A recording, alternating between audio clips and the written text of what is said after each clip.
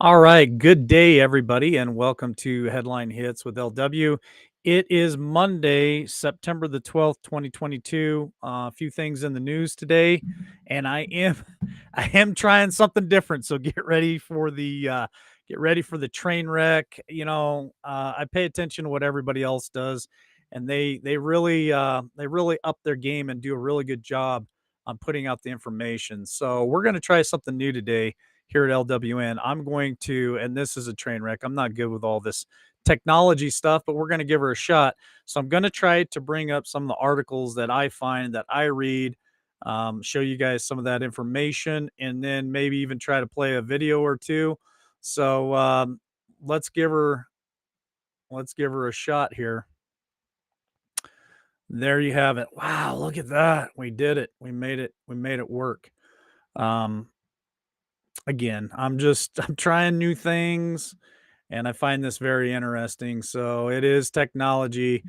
Biden seeks permanent resettlement of over 72,000 Afghans amid allegations of widespread vetting failures. Um, they are really working hard on fundamentally changing the United States of America. And we talked about that many times here at LWN. So, resident Joe Biden is looking to permanently resettle over 72,000 Afghans across American communities amid allegations of widespread vetting failures during the operation that brought more than 86,000 Afghans to the United States over the last year. Now, they're talking in one of the articles that the greatest threat to democracy and the greatest threat to America today is domestically. Well, here we have over 86,000 Afghans who've come to America that haven't been vetted, but yet they're not a threat to our democracy. They're not a threat to the United States themselves. That's not to mention that there are millions of illegals that flood our southern border constantly, and they're not being vetted either, folks. This is just more of the hypocrisy that comes out of the left, the hypocrisy that comes out of this current administration. Um, it's unfortunate that this is what we have running our country today, whether you believe it or you don't. It's happening. So here's something that I found not hilarious, but this is something that's very concerning. This has been going on for decades, folks. This is nothing new. This isn't breaking news. Um, a lot of the blue cities, the blue states, this is going on constantly. Is it happening in red states? Absolutely. But homeless is a problem. And what causes homelessness? There's many contributing factors. Homeless fight on trashed San Francisco sidewalk, your city Democrat leadership. So again, it's not just the blue cities and the blue states, it's widespread all over this country, but it seems to be more predominant in the blue cities and the blue states. So let's see if we can watch this video real quick, if I can get it to go, and just watch what happens here in this video.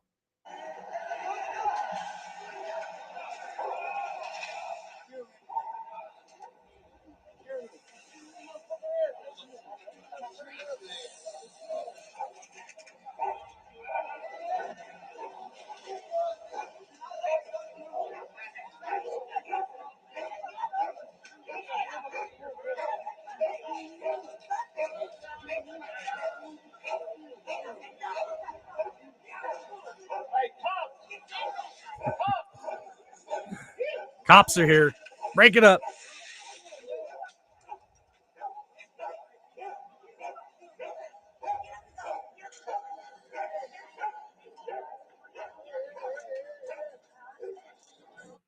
So again, it's not just 100% only in blue cities and blue states. Again, this happens even in red states, even in red cities. But I just wanted to show you guys this video clip. I did an interview last year. I think it was about May of last year. I was in Eureka, California, and I went down to parts of Eureka, California that looked just like this, very similar. homeless on the street, and we're talking not hundreds of them, probably less than 50 walk down, and this is what the sidewalk looked like: trash everywhere, people sleeping in cardboard boxes, people just sleeping on the sidewalk, people sleeping and living in their cars. I was just in Boulder, Colorado, um, last month, and this is very similar scene there as well. There are certain parts of Boulder that I went that they had homeless sleeping on the streets, and it's unfortunate. Some of these are veterans. Um, some of these are single parents. Um, it's just unfortunate. I wanted to show you guys that. Now, this is something that I found. Well, we've known it's going to go on. So I just wanted to bring this to your guys' attention. Visa Caves will recategorize gun purchases so that Democrats can flag them. This article, of course, is in Breitbart. Visa caved to the demands of the New York Democrats and gun control groups that will recategorize gun purchases in a way that allows them to be flagged.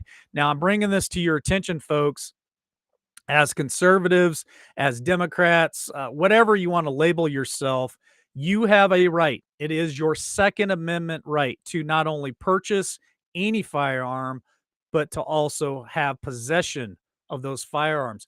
We don't need the government. We don't need credit card companies. We don't need anybody to be out there flagging us, no matter what party you align with. It's really none of their business. But this is another catch that I wanted to bring to your guys' attention. That, in my opinion, if I was to go purchase a firearm, I sure wouldn't be using a credit card. I'm just going to leave it right there. All right, let's grab the next headline. Oh yeah, Miss Hills Up Kamala Harris. Kamala on Trump indictment. Americans will, quote, demand justice. Um, let's just listen to the video real quick. As a former president and a potential 2024 candidate, how much did that factor into the decision to charge him?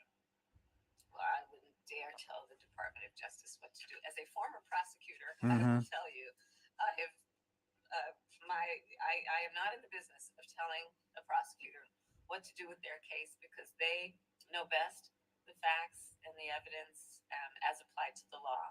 And so I'm not going to tell them Liar. what to do. And certainly, the president and I in our administration, unlike the previous administration, Right. have been very, very careful to make Liar. sure there is no question You're a liar. about any kind of interference in terms of the decisions that the Department of Justice makes All right, in that regard. but let me try to go to 60,000 feet. What do you say to the argument that it would be too divisive for the country to prosecute a former president? I think that our country is a country that has gone through different periods of time where the unthinkable has happened, and where there has been a call for justice, and justice has been served. And All right, that's all I need to hear for her. This is what I'm going to say about this article. I call for justice. I call for justice in what happened in.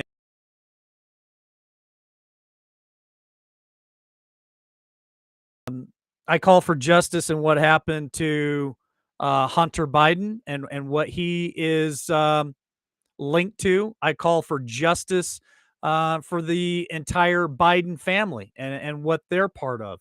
So if we're going to call for justice, let's make sure we call for justice on everything. All right, next headline. Yes, yesterday was the anniversary of 9/11. And so I brought this article up because I just wanted to talk about it for a moment. This ties into more than just 9/11. So let me grab this real quick. All right. Biden honors September 11th victims as shadow of Afghan war looms. So the removal of our troops out of Afghanistan last year, which was a little over a year ago, was a total debacle and failure of this current resident, Joe Biden. So the Washington put out President Joe Biden marked the 21st anniversary of September 11th attacks, laying a wreath at the Pentagon in a sober commemoration held under the steady rain. But what this article is talking about, if you read a little bit further and drop down here, it starts talking about in the ending of the Afghan war, um, the Democrat president allowed through the campaign pledge to bring the U.S. troops home from the country's longest conflict, but the war concluded. It was just a total debacle. So even though he had a campaign promise, which is one of the only promises that he's kept, it was a total disaster militarily. It was an embarrassment to the United States worldwide. This guy has no idea what he's doing. And I just wanted to point this out as 2022 looms over our heads in November and 2024 right around the corner. We need to spotlight constantly these failures of these policies and this administration. And the Afghan war, the withdrawal from that is definitely one of the biggest failures that he's had in his, whatever you want to call it, residency, presidency. Doesn't really matter to me. Here's another headline that I found very interesting, and I don't pay much attention to the Democrat Party, but I definitely pay attention to some of the things that they say. So, Democrat Senator Warren, U.S. domestic threats greater than terrorism. So, if you listen to this video, which I won't play it, it's 8 minutes long. They start talking about what happened on 9/11 and how so many Americans came together. And they started talking about the terrorist threat to America outside of the United States. And what this Senator Mark Warren, which he sits on one of the oversight committees, brought up was, yes, we all unified, but what happened on J6 was even worse. And so here they are. They're continuing to push the narrative. They're continuing to focus on not only J6, but they're going after Trump for Mar-a-Lago for whatever documents or classified information he had there in Mar-a-Lago, which this is all unraveling. But what you guys, I guess I'm trying to highlight for you guys here is the fact that lamestream media, the media that your friends, that your coworkers, that your family continuously watches. This is the stuff that they're putting out. You want to know why when you're at work or you're at family barbecue, if you bring up the word Trump or anything else, you get attacked. It's because of the brainwashing. It's because of Operation Mockingbird. It's because of propaganda that is constantly being put out day in and day out on lamestream media. Let's hit the next headline. I found this one to be hilarious, honestly. Lazy smug reviews roll into dismiss mega viral My Son Hunter, the film. So the left is attacking it, shrugging it off. No big deal.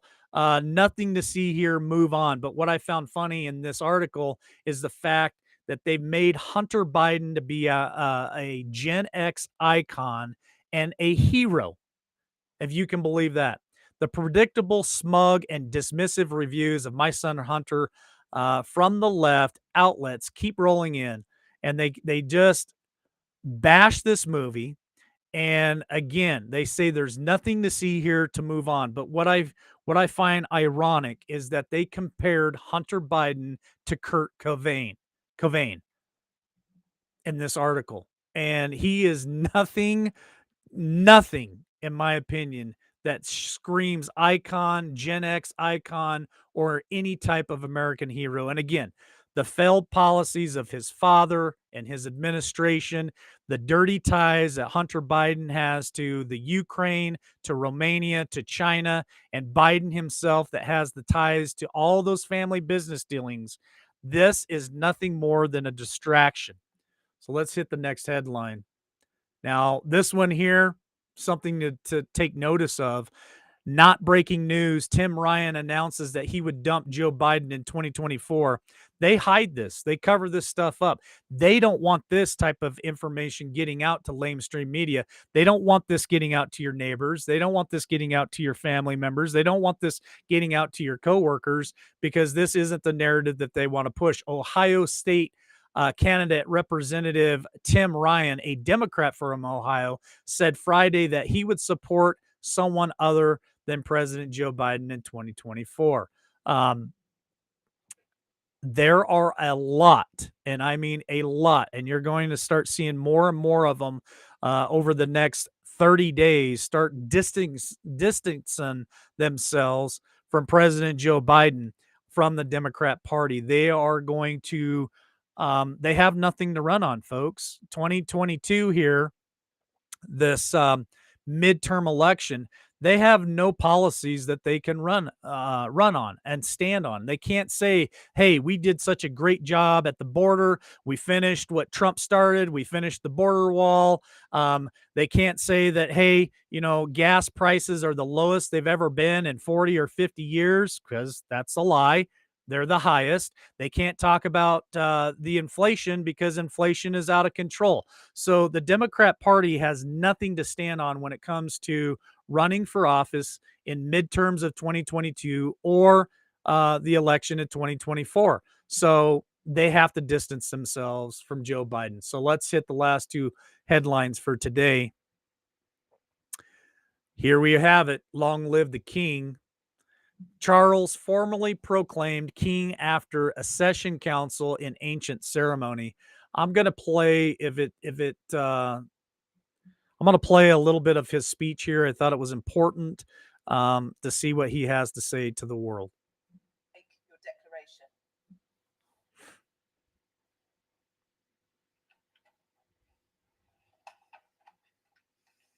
My lords, ladies and gentlemen, it is my most sorrowful duty to announce to you the death of my beloved mother, the Queen. I know how deeply you, the entire nation, and I think I may say the whole world, sympathize with me in the irreparable loss we've all suffered. It is the greatest consolation to me to know of the sympathy expressed by so many to my sister and brothers, and that such overwhelming affection and support should be extended to our whole family in our loss. To all of us as a family, as to this kingdom and the wider family of nations of which it is a part, my mother gave an example of lifelong love and of selfless service. My mother's reign was unequaled in its duration, its dedication, and its devotion. Even as we grieve, we give thanks for this most faithful life. I am deeply aware of this great inheritance and of the duties and heavy responsibilities of sovereignty, which have now passed to me. All right, that's enough of his speech. I just wanted to play that for you guys. The Queen is dead, and what happens from here on out, I think there's going to be some very amazing things that transpire. Is Trump going to make it to the burial ceremonies over there in Europe? I don't know. It's very possible. I've seen and had some things